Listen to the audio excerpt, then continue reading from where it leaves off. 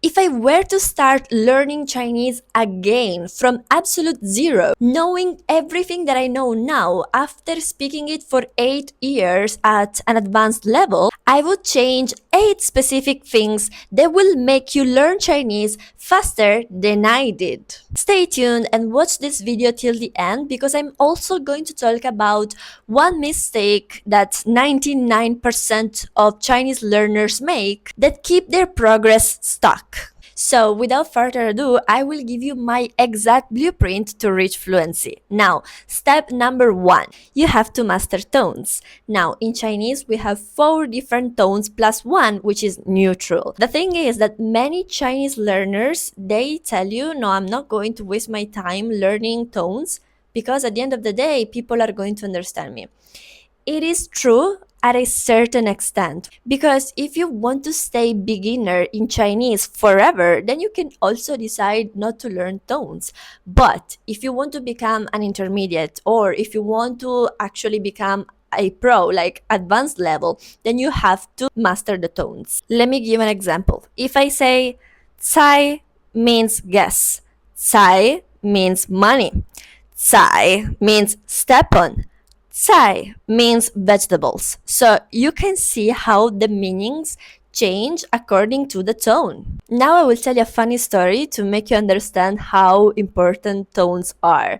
One day I was talking with this Chinese lady. She was very nice. And so we started conversating about so many things. And I was telling her about this friend of mine who cheated on his girlfriend. So I wanted to say 出轨, which means cheating in a relationship. Instead, what did I say? I say 出柜, which means telling everybody that you're gay, revealing your sexual orientation, basically. So instead of telling this lady, oh, my friend cheated on his girlfriend, I told her, my friend said to everybody that he's gay. I'm sure that now you understand how important tones are. Now I'm sure that you're asking yourself, how should I master these tones?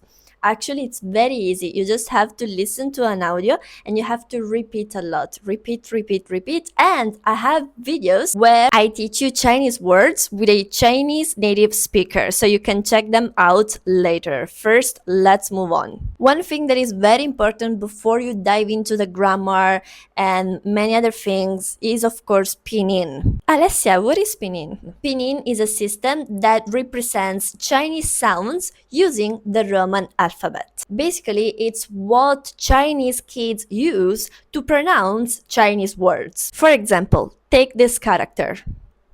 Its pinyin is mian. Knowing this will help you pronounce this character even when you don't know its meaning. Now, my advice is to spend only 1 week learning pinyin. Don't sleep on it. Don't stay too much. You are going to get bored. Now let's go to step 3, which is to start learning vocabulary. But wait, I have a very good tip for you because this is how I've actually done it.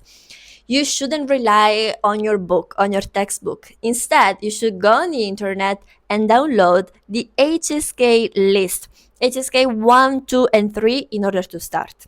Now, follow me. What is HSK? In case you don't know, HSK means 汉语水平考试, which is the Chinese proficiency test. So, once you learn the vocabulary for the HSK, first of all, is going to be different for different levels. So you're not going to learn vocabulary like randomly. It has a logic. HSK 1, 2, and 3 will give you a solid base of basic phrases and vocabulary that you can use in your everyday conversations. Now, if you're very busy, I would suggest you to learn 10 to 15 words per day. If you're not that busy, then you can also go a little bit up, maybe to 20 or 25. But of course, you have to review them. So you have to make time to study and you have to make time to review. And don't tell me, oh, Alessia, 20 is too much per day. I don't want to do that, because my Chinese professors were actually making me study 100 words per day. Yes, you heard that right, because we were in this very intensive course where we had to learn 100 words per day, especially when we were approaching the exam day. Tell you that for studying HSK 1 and 2, you just need maybe 2 months. and then that's it. Then you go to 3, and when you will reach HSK 4, you will already be intermediate. So HSK will give you a structure to study in a very effective manner, and it's not going to take too much of your time. So when I was telling you that my Chinese professors were making me study 100 words per day, how would they test us? They would test us with dictations. So if you have a Chinese professor, I would highly recommend you to tell them, please do a dictation for me. I want to see how many characters do I know. Basically, they were, just reading the pinyin for us, and we would write down. And then let's say we had got wrong 3 words, we had to remake the dictation the following day. So we had to study them very well. We had to know the meaning. We had to know how to write it, how to write the character. We had to know the tones and everything, because they would test us and they would make sure that those words were sticking to our brains. So in order to prepare to these dictations, how would I study? Well, it's very easy. I would take a notebook and I would write those words like 10 times each. And those words which were not sticking, I would write them 20 times each. Yes, because when you learn Chinese, it's about memory more than any other language. Because in Arabic, you have an alphabet. Okay, Japanese the same. Mostly you have an alphabet. Of course, you also have Chinese characters. But when it comes to Chinese characters, you have to know how to write them. They have different stroke order. So they're like pictures that you have to memorize. So you have to write, read.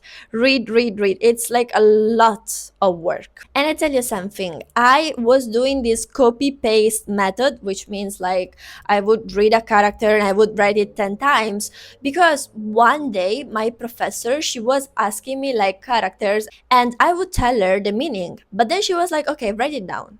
And I didn't know how to write it down. So I was like, oh my God, like I know the actual meaning, but I don't know how to write them. So if you want to master at an advanced level, then you have to write a lot. Then you also have to emphasize on writing. Next step is learning the grammar. Now, it's not something that you have to worry about, because actually Chinese grammar is very easy, easier than English grammar, easier than Italian grammar, Arabic grammar. There are no verb conjugations, no plurals, no genders, no tenses. And of course, what makes it easy is also the word order, which is actually like the one in English. So if you speak English, it's going to be easy for you. And of course, you speak English because you're watching this video. So the word order is SVO, which means subject, verb, and object. So how should you learn the grammar without getting overwhelmed? It's very easy. You just have to start learning simple sentence. For example, I like X. I go to Y. This is Z. With these simple patterns, you are going to understand a little bit how Chinese works. And then after that, it's going to be easier.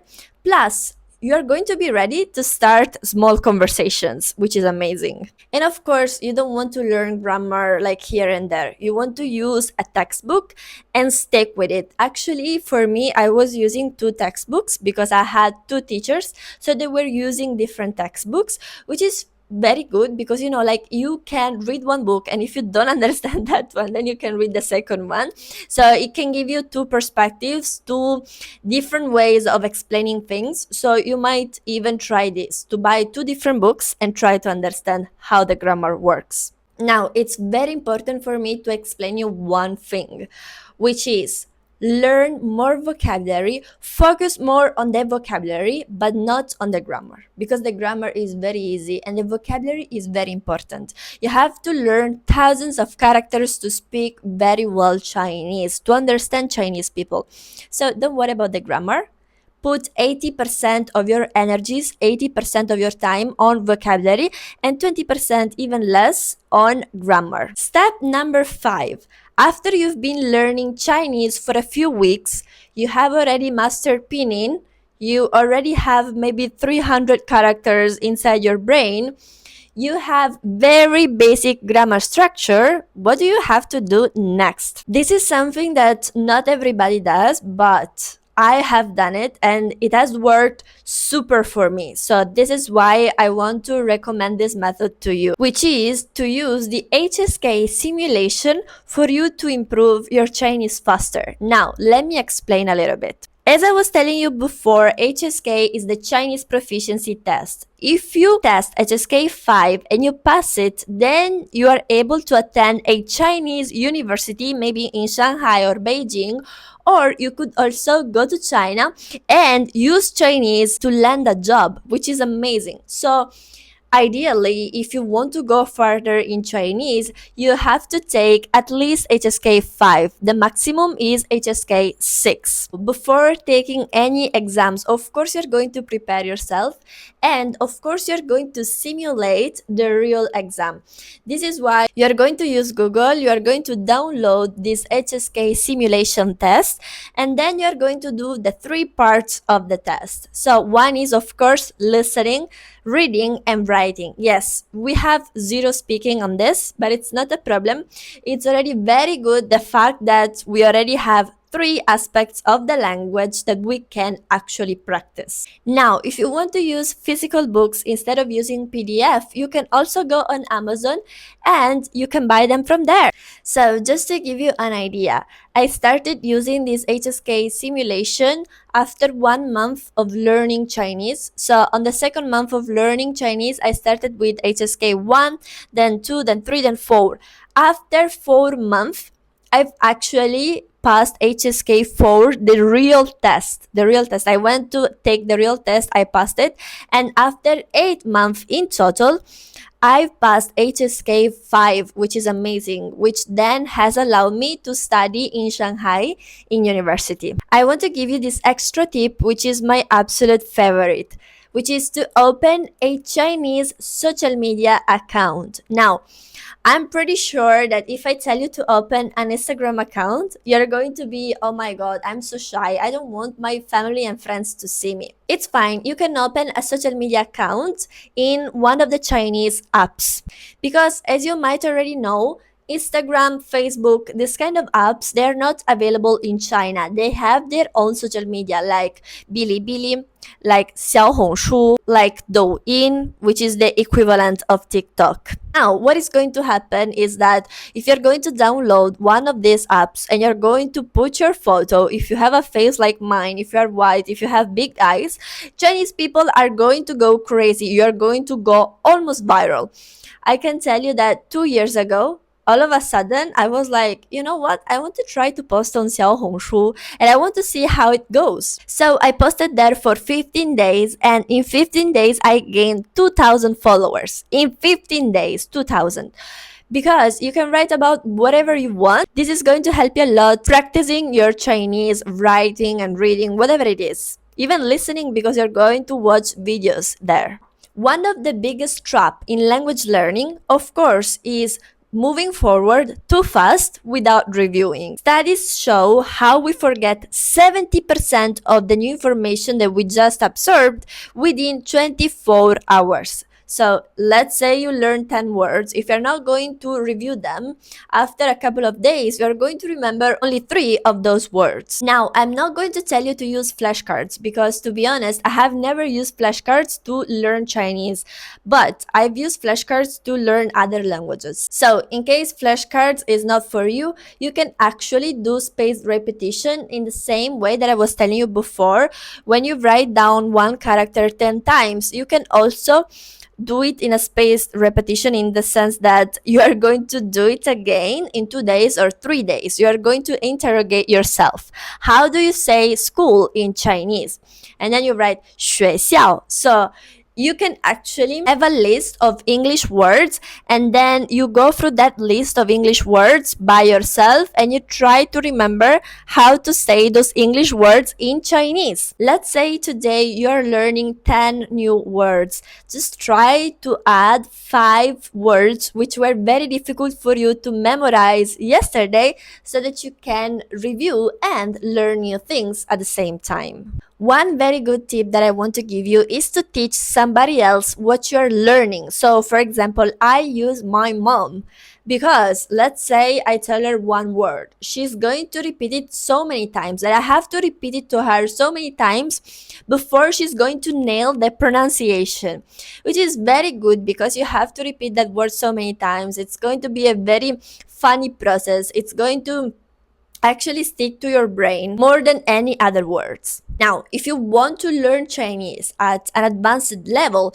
then you have to level up a little bit, then you have to study a little bit more, then you have to use more effective methods. And I think one very important thing is that you have to have a Chinese teacher, because if you want to learn Chinese just like this, just because you want to conversate a little bit and that's it, then you can do it by yourself. But if you want to make real progress, you have to have a Chinese teacher. I had more than one. I had two Chinese teachers, which were helping me a lot. And I'm sure that I wouldn't be here today telling you the story if it wasn't for them. Or another good tip is that you could go to Chinese shops in your city, even though you're not in China. I'm so sure that Chinese people are also in your city. I live in a very small city in Italy. There are like four shops of Chinese people here. So I know all of them. I went to them before.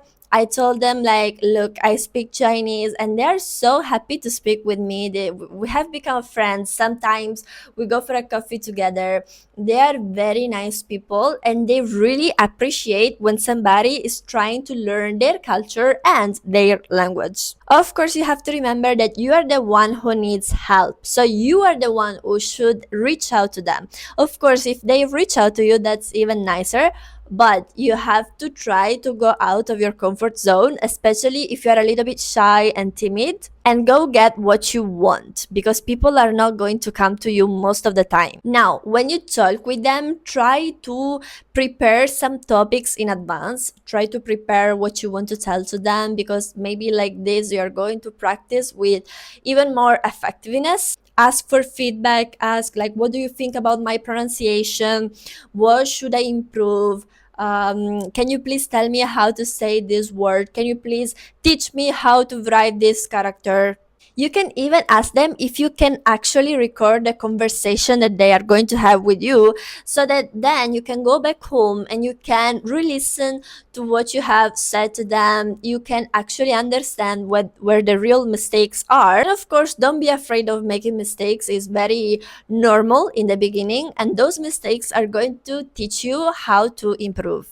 And now, if you want to know how I learned Chinese in 8 months, you must watch this video to know all the effective methods that I have used. And I'll see you there. Bye bye. Go there.